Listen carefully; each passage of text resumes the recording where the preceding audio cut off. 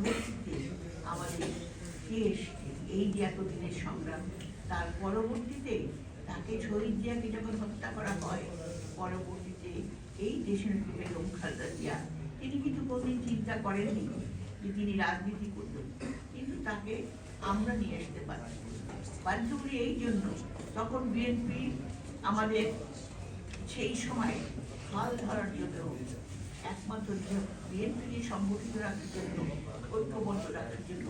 আমাদের নেতৃত্বের প্রয়োজন, এবং সেই নেতৃত্ব উনি দিয়েছিলেন শুধুমাত্র দেশের কথা, দেশের স্বাধীনতার কথা এবং গণতন্ত্রের কথা এবং দলের কথা চিন্তা করে। এবং সেই নেতৃত্ব এত কঠোর নেতৃত্ব, যে কঠোর নেতৃত্বের মধ্যে দিয়ে আজকে দীর্ঘ এতটা বছর তিনি যেমন অন্যায় অত্যাচার নিপীড়নের শিকার হয়েছেন, তিনি যেমন প্রধানমন্ত্রী হিসেবে ভূষিত হয়েছেন, তিনি যেমন রাজপথে বিভিন্ন জায়গায় সংগ্রাম করেছেন, লড়াই করেছেন, রাজপথে হেঁটেছেন, তিনি যেমন মানুষের ভালোবাসা আস্থা অর্জন করেছেন, তেমনি বিএনপিও একটা বড় একটা রাজনৈতিক দল, যে দলটিকে শহীদ প্রেসিডেন্ট জিয়া প্রতিষ্ঠা করেছিল দেশের প্রয়োজনে, সময়ের প্রয়োজনে, এদেশের মাটি ও শিকড় থেকে উদ্ভূত একটা রাজনৈতিক দল। সেই দলটা সম্পূর্ণভাবে বেগম জিয়া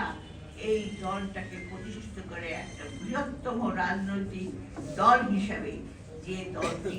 জনগণের আস্থা অর্জন করতে সক্ষম হয়। এবং আজকে যদি আপনি দেখেন বিএনপি